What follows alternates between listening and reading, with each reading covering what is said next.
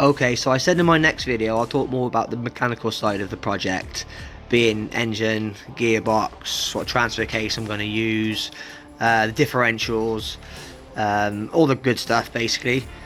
So yeah, let's get into it. Kickstart off with the engine, the OM606. Brief bit of history. It started off as a non-turbo. It went into production in 1993 and it ran till 1996, and then they introduced the turbo version in 1996 and that ran through till 1999. Believe it or not, it was designed as a taxi engine in the E and S class Mercedes. So when they made this, they wasn't worried about saving cost. It was all about reliability. And it said the engine can do 500,000 miles if it's maintained and serviced correctly. So let's quickly go over a few stats, as we know it's all about the numbers. Starting off with the non-turbo version, it's said to be putting out 136 brake horsepower at 210 newton meters, which for a non-turbo diesel from the early 90s is really impressive. And then moving on to the turbo version, it's said to be putting out 177 brake horsepower at 330 newton meters, which is really good for its age. Now I should mention how this thing loves being tuned on stock internals. Now the turbo version can take 500 horsepower plus with fuel and turbo upgrades only, as it did come with stronger force rods, oil cooled pistons, different injectors and a larger injection pump, being the 6mm over the 5.5. So it also had a different manifold and Garrett turbo setup as stock. So they did make some internal upgrades going from the non-turbo to the turbo version, which is pretty standard. I remember one of my first four-wheel drives I had was an old Land Cruiser, and it had the 2H diesel, the straight 6 4 litre. Great engine, not the quickest, but yeah, brilliant for what it was.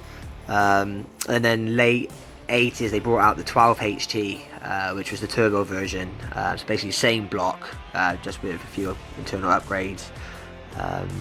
But yeah, anyway, I digress. Moving on back to the OM606, I suppose we go on to the fuel pump now. Now there's really only two options people tend to choose from when it comes to picking the fuel pump.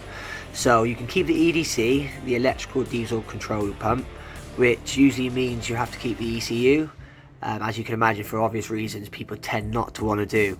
So the other option is to go full mechanical, which I believe the OM603 had a 6mm full mechanical pump, which is a popular move. A lot of people bolt that straight onto here. But from the research that I've done, that's fine if you're keeping it under 300 brake horsepower. 6mm, not an issue. But you can have throttle problems if you go over 300 brake horsepower, from the research that I've done. So there is a company in the UK that build an 8.5mm pump with an anti-jerk kit.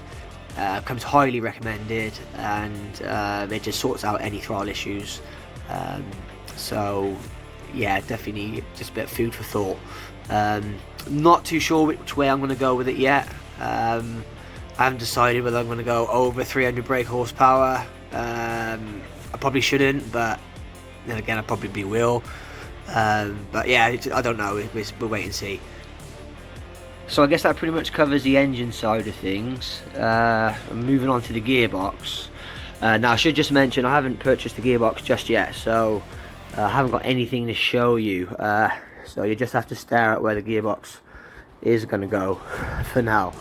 But eventually there will be a Land Cruiser gearbox going in there from the 80 series, out of the 1HDT motor, which in my opinion is one of the best four-wheel drives ever made.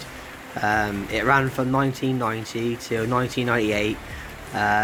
If you want to know the gearbox and transfer case model numbers, it's the H151F gearbox and the HF2A transfer case, if anyone was wondering. So there's no official stats from Toyota regarding the torque capacity, but there are a lot of custom builds and credible transmission rebuilders out there that estimate a safe capacity in the region of 700 to 800 newton meters, which sounds right to me. So I should just mention before I talk about the axles and what they're coming out of.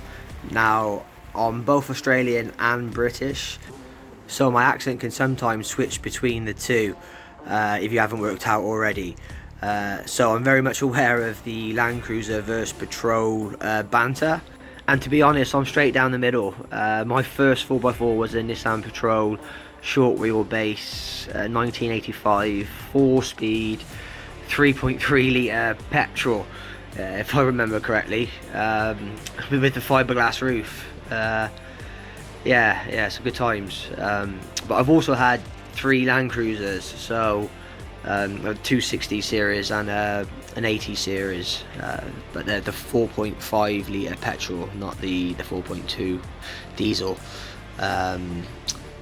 So yeah, in my opinion, they're both shit hot.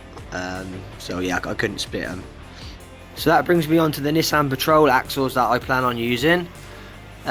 Replace the Dana 30, Dana 44.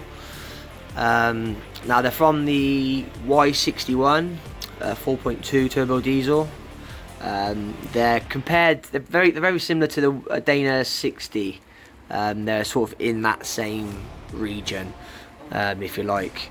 And again, no official stats from the manufacturer, but it's widely accepted that they can handle up to 1,000 newton meters, which is just what you want to hear when you're planning an OM606 build. So yeah, I think that's pretty much covers the brief breakdown of the mechanical side of things. If you are interested in the build and want to see more, I never thought I'd say this, but smash a like, and I'll see you in the next one.